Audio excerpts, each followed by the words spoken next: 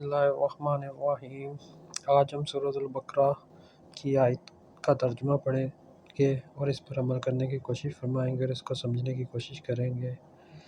اس کے منزل میں من اللہ ہونے میں کوئی شک و شبہ نہیں، جیسا کہ دوسرے مقام پر ہے۔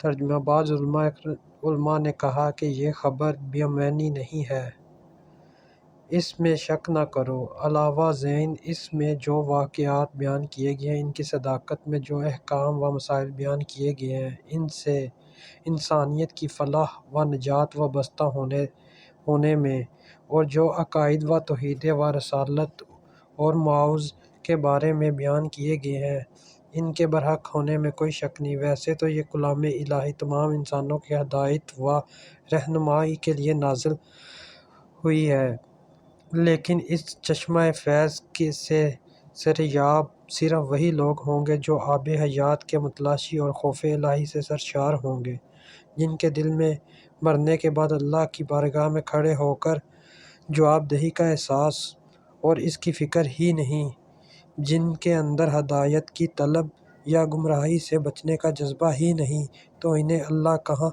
کہاں سے اور کیوں کر کے حاصل ہو سکتی ہے؟ ہدایت کہاں سے اور کیوں کر کے حاصل ہو سکتی ہے؟ اللہ پاک ہمیں ان آیات کے ترجمے کو سننے کے بعد ان پر عمل کرنے کی توفیق عطا فرمائے اور ہماری تمام جائز حاجات کو پورا فرمائے، آمین۔ سب لوگوں سے گزارش ہے کہ دعاؤں میں یاد رکھیے گا اور ہمارے اس چینل کو سبسکرائب کریں اور اسلام کے متعلق اور بزنس کے متعلق انفارمیشن حاصل کریں اور زندگی میں کامیاب ہوں، اور ہمیں بھی اپنی کامیابیوں میں دعاؤں میں یاد رکھیں، آمین۔ جزاک اللہ الرحمن الرحیم۔ یہ اللہ کی کتاب ہے، اس میں کوئی شک نہیں کہ ہدایت ہے ان پرہیزگاروں کے لیے جو غیب پر ایمان لائے اور آداب کے ساتھ نماز پڑھتے اور جو کچھ ہم نے ان کو عطا فرمایا اس میں سے خرچ کرتے ہیں۔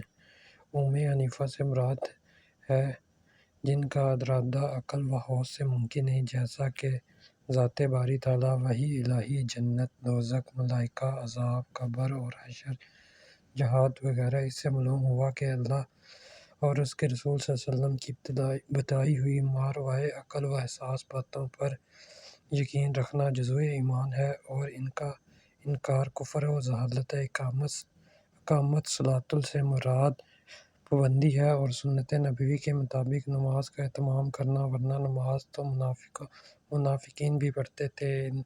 انعاف کا لفظ عام ہے جو کہ صداقت و وجہ اور نافع دونوں کو شامل ہے۔ اہل ایمان حسب استطاعت دونوں میں کوتاہی نہیں کرتے، بلکہ ماں باپ اور اہل و عیال پر صحیح طریقے سے خرچ کرنا بھی اس میں سے داخل ہے اور باعث اجر و ثواب ہے۔ بسم اللہ الرحمن الرحیم۔ اور جو غیب پر ایمان لاتے ہیں، نماز قائم کرتے ہیں اور جو رزق ہم نے ان کو دیا اس میں سے خرچ کرتے ہیں۔ بسم اللہ الرحمن الرحیم۔ سورہ بقرہ کا ترجمہ پڑھیں گے آج ہم۔ اور جو کتاب اے محمد صلی اللہ علیہ وسلم تم پر نازل ہوئی ہے اور جو کتابیں تم سے پہلے پیغمبروں پر نازل ہوئی ہیں، سب پر ایمان لاتے ہیں اور آخرت پر یقین رکھتے ہیں۔ پچھلی کتابوں پر ایمان لانے کا مطلب یہ ہے کہ جو کتابیں انبیاء کرام علیہ السلام پر نازل ہوئی ہیں وہ سب سچی ہیں اور وہ اپنی اصلی شکل میں دنیا میں پائی نہیں جاتی، نیز اب ان پر عمل بھی نہیں کیا جا سکتا۔ اب عمل صرف قرآن اور اس کی تشریح نبی حدیث پر ہی کیا جائے گا۔ اس سے یہ بھی معلوم ہوا کہ وحی و رسالت کا سلسلہ حضرت محمد صلی اللہ علیہ وسلم پر ختم کر دیا گیا ہے، ورنہ اس پر بھی ایمان لانے کا ذکر اللہ ضرور فرماتا۔ اللہ پاک ان آیات کو سمجھنے کی توفیق عطا فرمائے اور ان پر عمل کرنے کی توفیق عطا فرمائے، آمین، اور ہمارے لیے آسانیاں پیدا فرمائے، آمین۔ جزاک اللہ۔ بسم اللہ الرحمن الرحیم۔ آج ہم سورۃ بقرہ کی آیت نمبر 4 کا ترجمہ پڑھیں گے۔ جو کتاب تم پر نازل کی گئی ہے، یعنی قرآن، اور جو کتابیں تم سے پہلے نازل کی گئی تھیں، ان سب پر ایمان لاتے ہیں اور آخرت پر یقین رکھتے ہیں۔ اللہ پاک اس آیت پر ہمیں عمل کرنے کی توفیق عطا فرمائے اور ہمارے نیک مقصدوں میں ہمیں کامیابی عطا فرمائے۔ اس چینل کو سب لوگ سبسکرائب کر دیں اور اسلام سے متعلق انفارمیشن جانتے رہیں۔ آمین، جزاک اللہ۔ بسم اللہ الرحمن الرحیم۔ آج ہم سورہ بقرہ کی آیت نمبر 5 کا مطالعہ کریں گے۔ یہی لوگ ہیں اپنے پروردگار کی طرف سے ہدایت پر ہیں اور یہی نجات پانے والے ہیں۔ یہ ان اہل ایمان کا انجام ہے جو بیان کیا گیا ہے، جو ایمان لانے کے بعد تقوی و عمل اور عقیدہ صحیح کا اہتمام کرتے ہیں، مخصوص زبان سے اظہار ایمان کو کافی نہیں سمجھتے۔ کامیابی سے مراد آخرت میں رضا الہی اور اس کی رحمت و مغفرت کا حصول ہے۔ اس کے ساتھ دنیا میں بھی خوشحالی اور سعادت و کامرانی مل جائے تو سبحان اللہ، ورنہ اصل کامیابی آخرت ہی کی کامیابی ہے۔ اس کے بعد اللہ تعالیٰ دوسرے گروہ کا تذکرہ فرما رہا ہے جو صرف کافر ہی نہیں بلکہ اس کا کفر و عناد اس انتہا کو پہنچا ہوا ہے جس کے بعد اس سے خیر اور قبول اسلام کی توقع ہی نہیں کی جا سکتی۔ اللہ پاک اس آیت کے ترجمے کو پڑھنے کے بعد ہم اس پر عمل کی توفیق عطا فرمائے اور ہم سب کی تمام جائز حاجات کا پورا فرمائے، اور اس ویڈیو کو زیادہ سے زیادہ لوگوں تک شیئر کریں اور اس چینل کو سبسکرائب کریں تاکہ ہمیں اسلام کے متعلق انفارمیشن ملتی رہے اور ہماری دنیا اور آخرت میں آسانیاں ہوں۔ آمین، جزاک خیر۔ بسم اللہ الرحمن الرحیم۔ سب سے پہلے اسلام سے متعلق آپ لوگ اس چینل کو سبسکرائب کر دیں تاکہ ہم لوگوں کو اسلام سے متعلق اور قرآن سے متعلق ہم عمل کرتے رہیں۔ یہ لوگ ہیں اپنے پروردگار کی طرف سے ہدایت پر ہیں، یہ ان کے اہل ایمان کا انجام بیان کیا گیا ہے جو ایمان لانے کے بعد بھی تقوی و عمل و عقیدہ صحیح کا اہتمام کرتے ہیں، مخصوص زبان سے اظہار ایمان کو کافی نہیں سمجھتے۔ کامیابی سے مراد آخرت میں رضا الہی اور اس کی مغفرت کا حصول ہے۔ اس کے ساتھ دنیا میں بھی خوشحالی اور سعادت و کامرانی مل جائے تو سبحان اللہ، ورنہ اصل کامیابی آخرت کی کامیابی ہے۔ اور اس کے بعد اللہ دوسرے گروہ کا تذکرہ فرما رہا ہے جو صرف کافر ہی نہیں بلکہ اس کا کفر و عناد اس انتہا کو پہنچا ہوا ہے جس کے بعد اس سے خیر اور قبول اسلام کی توقع ہی نہیں کی جا سکتی۔ اللہ پاک اس پر عمل کرنے کی توفیق عطا فرمائے۔ آمین، جزاک اللہ۔ سب لوگ دعاؤں میں یاد رکھیے گا۔ بسم اللہ الرحمن الرحیم۔ آج ہم سورہ بقرہ آیت نمبر 6 کا مطالعہ کریں گے۔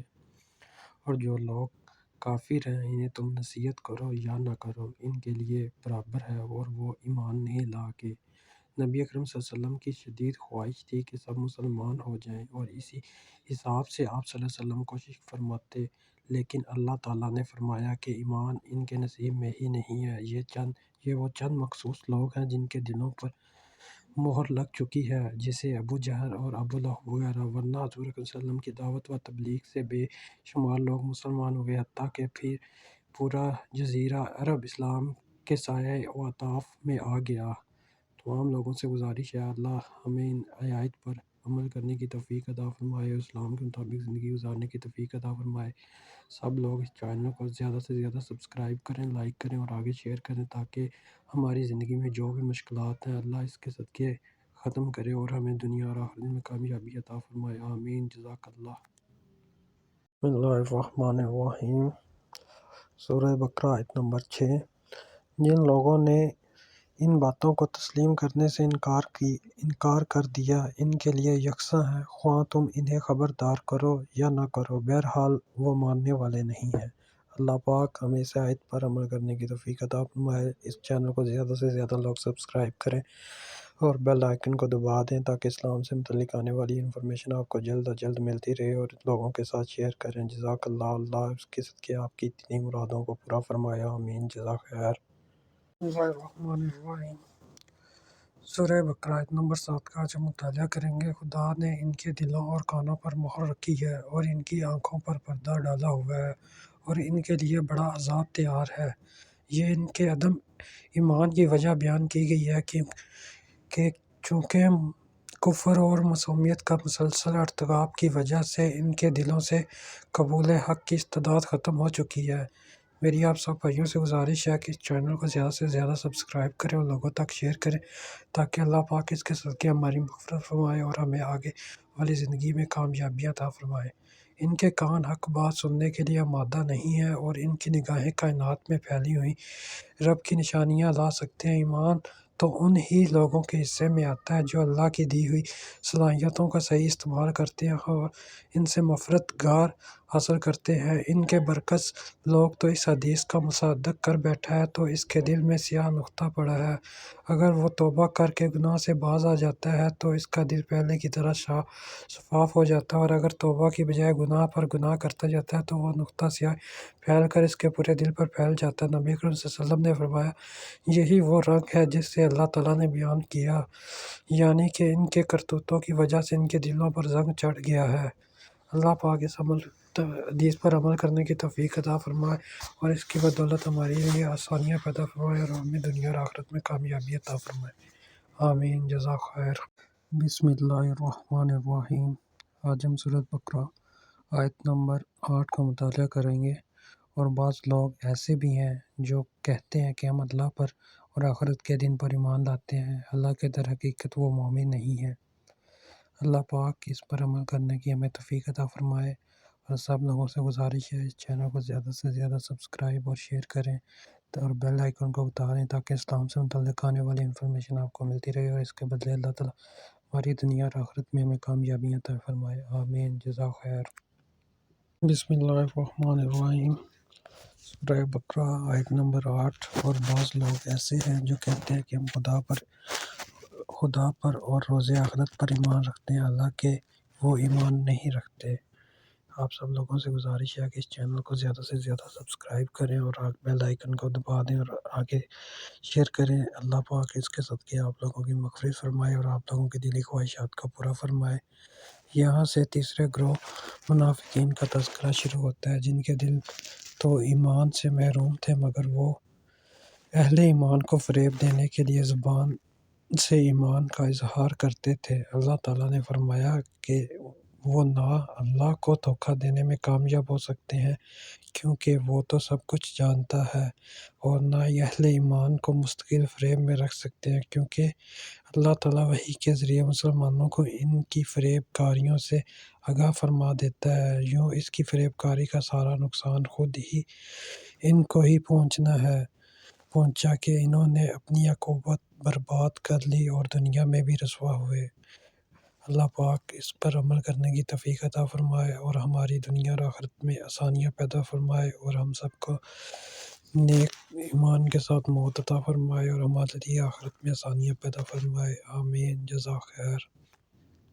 الرحمن الرحیم۔ سورۃ بقرہ آیت نمبر 9 کا مطالعہ کریں گے۔